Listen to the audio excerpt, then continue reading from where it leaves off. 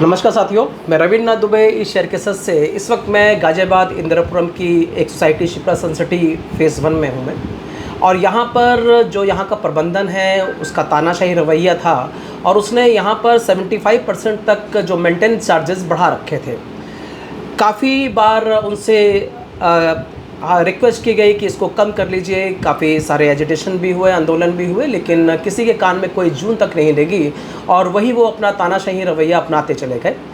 अभी पीछे 3 दिन पहले यहाँ पर जो यहाँ के निवासी थे वो इकट्ठा हुए रात को और उन्होंने फिर एक बड़ा आंदोलन किया और ये बोला गया कि अगर इसको वापस नहीं लिया जाता है या डीआर साहब के पास से हमें सकारात्मक आदेश नहीं मिलता है तो वीरवार को हम सत्याग्रह में बैठ जाएंगे अनिश्चितकाल के लिए।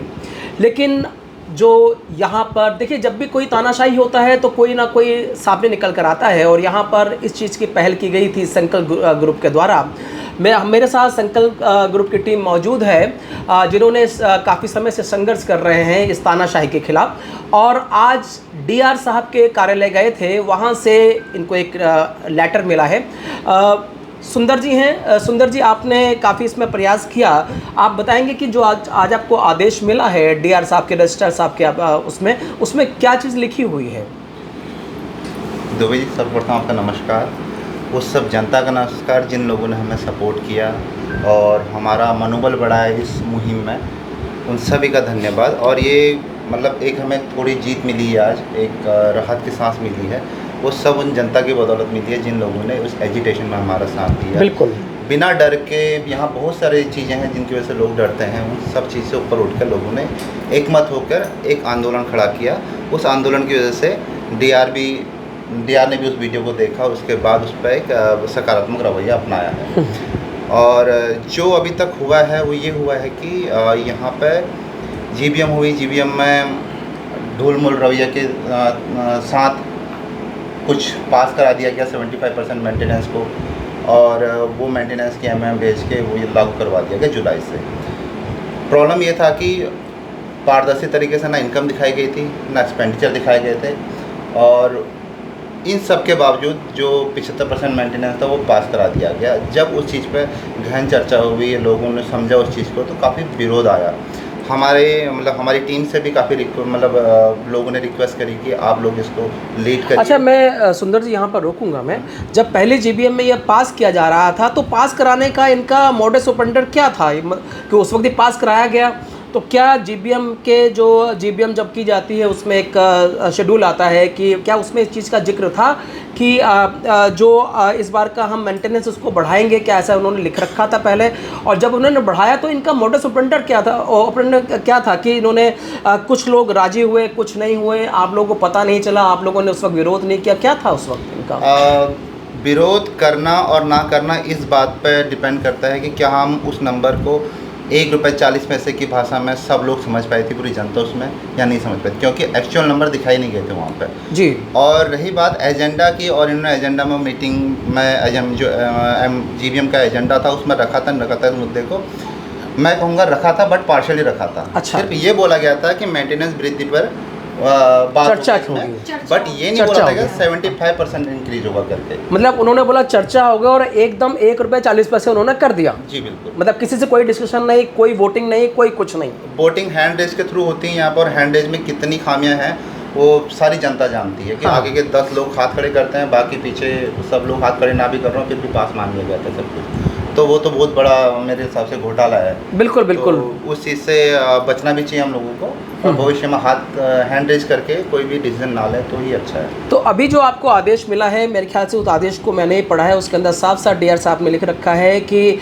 कोई भी बढ़ा हुआ जो मेंटेनेंस है वो किसी भी निवासी को नहीं देना है, और जब तक नई जीबीएम नहीं कर लेती, इनको आदेश दिया गया है, जो वर्तमान प्रबंधन चल रहा है उनको साफ साफ आदेश दे दिए गए हैं कि आप पहले जीबीएम बुलाइए, आप जीबीएम में प्रॉपर तरीके से आप पास कराइए, और जब तक आप जीबीएम नहीं बुलाते हैं तब तक जो पुराना मेंटेनेंस चार्जेस हैं, जो अमाउंट आप देते आ रहे हैं, आप वही देते रहेंगे। कविता जी, मैं आपसे पूछना चाहूँगा कि अब जीबीएम बुलाई जाएगी, चाहे 1 महीने बाद, चाहे 1.5 महीने बाद, चाहे 2 महीने बाद, अगर नहीं बुलाते तो मेरे ख्याल जनता यही मान लिया जाएगा कि पुराना ही मेंटेनेंस चलेगा, लागू रहेगा, ठीक है ना। और मुझे नहीं लगता कि ये जेबीएम बुलाएंगे, जिस तरह वर्तमान प्रबंधन का कार्यशैली रहती है। अगर जेबीएम बुलाई जाती है तो क्या फिर वही रवैया नहीं होगा जैसे मैंने देखा कि भारत माता की जय करते हैं और फोटो खींच लेते हैं और कहते हैं हाँ इतने लोग हो गए हैंड रेज। अब किस तरह का आप जेबीएम चाहेंगे कि किस तरह की वोटिंग हो जिससे क्या कहते हैं एक सही तरीके से नियमों का पालन हो सके? देखिए, आज जो पत्र जो डीआर साहब के यहाँ से आया है जी। उसमें दो बात जो है एकदम मुख्यतः हाँ। उस पत्र के माध्यम से यहाँ बता दिया गया है एओए को कि एक तो है कि जीवीएम आपको बुलानी पड़ेगी, हाँ।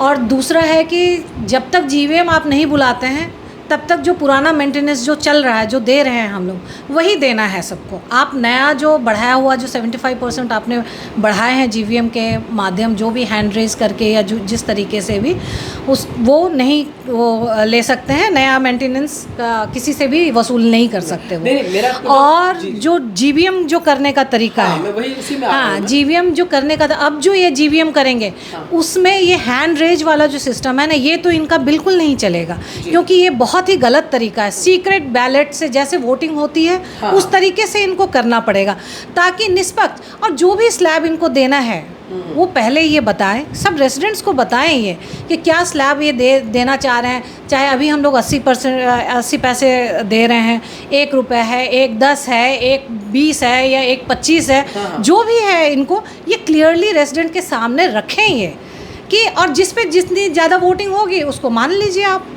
किसी की भी बात नहीं है। जैसे आप कह रहे हैं सुंदर जी की पीछे के जो इन्होंने इनकम एक्सपेंडिचर नहीं दिखाए हैं, तो आप एक कागज़ लेकर घूम रहे थे, वो आपके पास क्या इनकम एक्सपेंडिचर की शीट नहीं है क्या वो?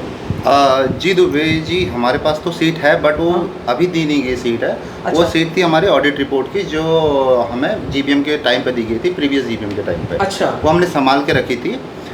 मतलब कहने का जो मतलब है वो ये है कि जब आप लोगों को ये नहीं बताओगे कि मेरे पास इतनी इनकम आ रही है, मैंने उसको इतना एक्सपेंस में कन्वर्ट किया है या फिर उसका इतना एक्सपेंस हो गया मेरा, अब आप कह लो कि मैं 75% बढ़ा देता हूँ, मतलब लगभग 1,62,00,000 रुपये एक्स्ट्रा एडिशनल इनकम थी उस अमाउंट से जो इनको बढ़ा रहे थे। और जब इनसे पूछा कि इस अमाउंट का आप क्या कीजिएगा, क्योंकि आपके बैलेंस शीट के हिसाब से तो आपके खर्चे पूरे मीट हो रहे हैं, हाँ। जितनी इनकम होते हैं खर्चे हैं, तो इन्होंने हमें कुछ सजेशन दिए जिसमें हमें भी लगता है कि कुछ चीज़ें अच्छी होनी चाहिए। जैसे कि एक ट्रांसफ़र फीस आती है हमारे यहाँ पे 0.05%, उस अमाउंट को ये मतलब फ्लैट बेचकर जो आती है, कॉर्पस फंड उस अमाउंट का ये मतलब इसके लिए कॉर्पस बनाना चाहते हैं सोसाइटी के लिए। बहुत अच्छी मुहिम है, बट क्या ये कॉर्पस का जो मतलब उपयोग होगा वो किसकी मतलब ऑर्डर पे होगा? क्या वो जीबीएम के माध्यम से कोई मतलब पास होगा या फिर वो किसी बोर्ड मीटिंग में ही पास करा दिया जाएगा? तो हमारा सजेशन था वो जीबीएम के माध्यम से होना चाहिए, मतलब उसकी कस्टोडियन जो होगी वो जीबीएम होनी चाहिए, ना कि कोई बोर्ड मीटिंग। ऐसा ना हो कि मैं बोर्ड मीटिंग में डिसाइड कर रहा हूँ कि मैं एक बैडमिंटन कोर्ट बना रहा हूँ और मैं 22 लाख का फंड उसके लिए निकाल रहा हूँ। इंटरनल ना हो। हाँ, इंटरनल ना हो, वो जनता के माध्यम से जाना चाहिए। अगर जनता उस पर राजी होती है कि आप ये खर्च कर सकते हो तब करिए। बहुत सारे खर्च आएंगे, डेफिनेटली सोसाइटी पुरानी हो रही, बहुत सारे बड़े बड़े खर्च आएंगे। तो आप सुंदर जी, वो जो इनकम थी वो इनकम थी लगभग 35 लाख से 40 लाख रुपये, जो 0.5 आती है। हाँ जी 0.5 आती है, और शायद इस साल बोल रहे हैं बहुत कम है करके, लेकिन आई एम श्योर कि वो ओवर द टाइम हो जाएगी, क्योंकि ओवरऑल ईयरली वो हमेशा 40-50 के बीच में रही है। अब उसके ऊपर जो हम एक्सपेंस की बात कर रहे हैं, कुछ एक्सपेंस ऐसे थे जो वन टाइम एक्सपेंस थे। जैसे कुछ इंफ्रास्ट्रक्चर अपग्रेड किया था उन्होंने, कैमरे लगाए थे बहुत मतलब, और लगभग 22-23 लाख के कैमरे लगे हैं। 14-15 लाख का बूम बैरियर का खर्चा था लास्ट ईयर का। कुछ बैडमिंटन कोर्ट बने थे और बैडमिंटन कोर्ट में 22 लाख रुपये खर्चे हुआ अभी तक 3 सालों में। तो वो खर्चे अब दोबारा नहीं होंगे, राइट। उन खर्चों को तो आपको मतलब आपको कम करना चाहिए ना, आपकी जब नेक्स्ट ईयर की फोरकास्टिंग करते हो। वहाँ से तो रेवेन्यू भी आ रहा है ना आपके कई जगह से, के लायक रेवेन्यू होगा, ठीक है। बट उन खर्चों को कम करके दिखाया गया, और जो इनकी इनकम बढ़ने वाली है, जैसे कि इनका लगभग हर 3 साल में हर कॉन्ट्रैक्ट का 15% रेंटल इनकम बढ़ता है। तो एवरेज 5% हर साल आती है। तो इनको ये नहीं पता कि इनकी इस साल कितने आने वाली है, कितना किस कॉन्ट्रैक्ट से, मतलब प्रोजेक्टेड इनकम इन्होंने नहीं निकाल रखे, कोई भी इसमें काम नहीं कर रखा, एक्सपेंस सारे निकाल रखे हैं। अच्छा, आप क्या समझते हैं कितना ब्रेक इवन में सोसाइटी आ जाएगी, कितना मेंटेनेंस रखना चाहिए एक जायज़? जैसे इन्होंने तो बेहताश तरीके से बढ़ा दिया, 1 रुपये 40 पैसे कर दिया, आप क्या ब्रेक इवन कहाँ पर है? तो हमारा ब्रेक इवन जो हमने सेशन दिया था वो 35% पे दिया था, वो बनता है 1 रुपये 10 पैसा। और इसकी कैलकुलेशन भी थी। कैलकुलेशन ये थी कि आप जो कॉर्पस फंड बचाना चाहते हो हम उसका स्वागत करते हैं, आप बचाइए, लेकिन उसकी कस्टोडियन GBM होनी चाहिए, ना कि कोई बोर्ड होना चाहिए। जो भी कस्टोडियन होगा GBM होगा, और GBM में जो पैसा पारित होगा उसी में पैसा खर्च होगा। दूसरा जो अमाउंट था कि सिक्योरिटी अपग्रेड करनी है और सफाई की जो व्यवस्था उसको अपग्रेड करना है, उसके लिए लगभग सालाना इनको मंथली इनको 3 से 3.5 लाख रुपए एक्स्ट्रा चाहिए, और सालाना लगभग वो 40 लाख के आसपास एक्स्ट्रा चाहिए। तो वो पैसा भी लगभग हमारे 15 पैसे के आसपास अगर बढ़ाते हैं तो उसमें कवर हो जाता है। तो ओवरऑल हमने जो उनको सजेशन दिया तो 30 पैसे का लगभग सजेशन दिया था कि आप उसमें बढ़ा के अपग्रेड कर लीजिए। इसमें जनता भी नाराज़ नहीं होगी और आपकी जो व्यवस्थाएं आप सुधारना चाहते हो वो भी सुधर जाएंगी, और हम उस चीज़ का स्वागत भी करते हैं। व्यवस्थाएं सुधरनी चाहिए, पर ऐसा ना हो कि आप बेतहासा अक्कड़ बक्कड़ करके कुछ भी नंबर चुन लो और उस नंबर को आप लागू कर दो। मतलब देखिए, जो हाउसिंग सोसाइटीज़ होती हैं इनकी जो संरचना की गई थी इसी उद्देश्य की गई थी कि नो प्रॉफिट नो लॉस में रन करें और लोगों के वेलफेयर के लिए काम करें, ना कि किसी प्रॉफिट मेकिंग के लिए और ना ही फाइनेंशियल घोटालों के लिए। क्योंकि अक्सर देखा गया जितनी भी हाउसिंग सोसाइटीज़ हैं वहाँ पर वित्तीय अनियमितताएँ खूब हो रही हैं, खूब पैसा लुटाया जा रहा है, खाया जा रहा है। और उसी चीज़ को देखते हुए संकल्प टीम ने, सुंदर जी ने और इनकी टीम ने बहुत एनालिसिस किया, जितने भी अकाउंट्स के इनके पेपर्स थे जो इनको पीछे से मिले हुए थे, और इन्होंने पाया कि 1 रुपये 10 पैसे अगर मेंटेनेंस फिक्स कर दिया जाए बनिस्बत 1 रुपये 40 पैसे के जो अचानक 75% बढ़ा दिया गया, तो 1 रुपये 10 पैसे एकदम जायज़ है। और उतना अगर रहता है तो नो प्रॉफिट नो लॉस, मेरे ख्याल से उससे कुछ सरप्लस भी आएगा, सरप्लस भी आएगा।